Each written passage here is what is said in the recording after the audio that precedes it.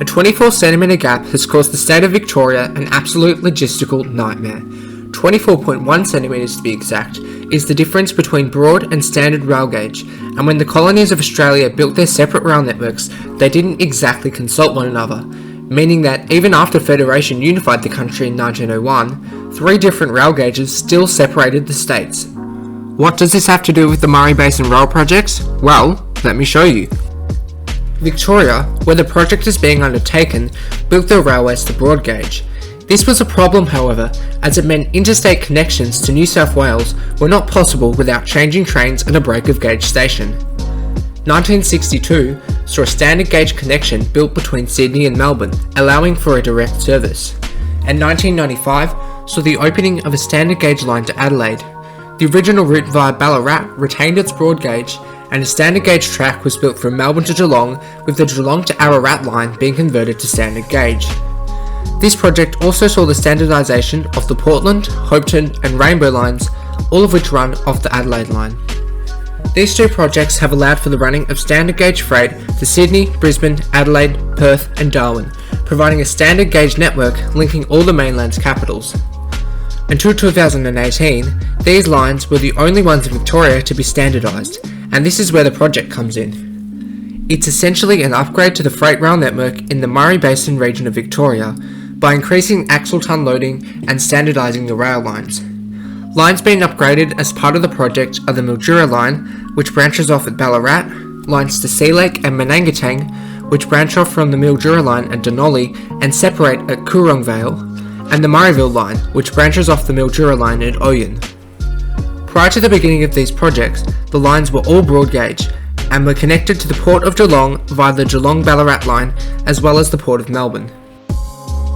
Why deliver the project? Well, the region has the ability to produce 2 million tonnes of grain, 1.5 million tonnes of mineral sands, and around 13,000 containers of produce annually. The project allows for more of these resources to be delivered to major ports at Portland, Geelong and Melbourne in bigger trains, taking 20,000 trucks off roads and growing Victoria's export markets. The project was announced by Liberal Premier Dennis Napthine in 2014, prior to the state election, and although the party lost, the new Andrews Labor government committed to delivering the project. $416 million, funded by state and federal governments, was provided to complete the project's 5 stages. Work on Stage 1 began in February 2014. 175,000 new gauge convertible concrete sleepers were laid on the Mildura line, and bridges and other structures were maintained to increase the line speed to 80 km per hour. Stage 1 allowed for the start of works on Stage 2 and was completed in September 2016. Stage 2 involved the conversion of the Mildura and Murrayville lines between Denali and their termini to standard gauge and dual gauge between Denali and Maryborough to allow for broad gauge trains to continue to use the Sea Lake and Menangatang lines. A standard gauge line between Maryborough and Ararat was also reopened, with testing commencing in November 2017 and an official opening ceremony taking place on the 29th of January 2018.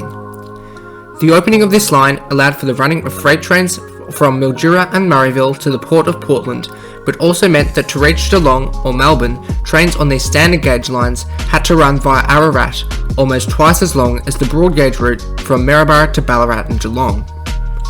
Stage 3 was meant to standardise the Sea Lake and Menangatang lines, and stages 4 and 5 were meant to convert the line from Maryborough to Geelong to dual gauge.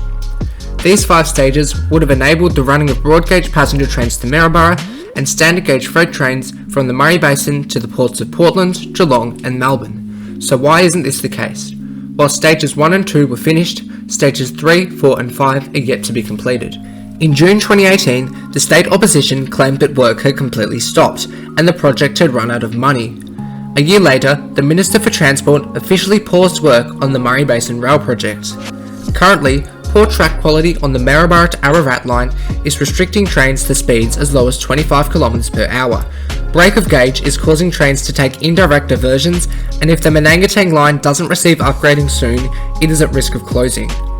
The half-finished project has left the region worse off and will end up costing the taxpayer more than once thought. To fix this issue, a new business case was delivered. It recommended that it would not be cost-effective to standardise any more of the network, and that instead upgrades should be made to the network in its existing state. Recently, a new series of works has been promised. Sleeper replacements on the Sea Lake line have recently been completed, lifting speed restrictions previously in place. Track upgrades on the Oyen to Murrayville line have recently commenced, and upgrades to the Maryborough-Ararat line are expected to start early next year.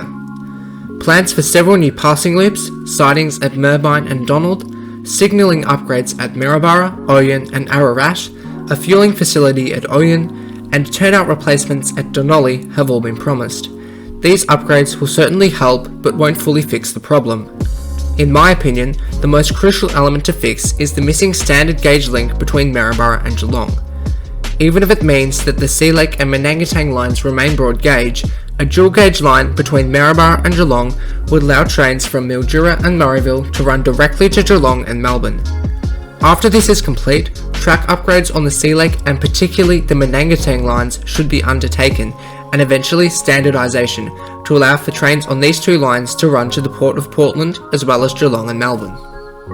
The Murray Basin Rail Project aimed to deliver an important upgrade to Victoria's freight rail network, but instead the incomplete project has left the rail network in a worse off state. Hopefully, future investments can help to improve the important rail network and help improve transport of goods around the region.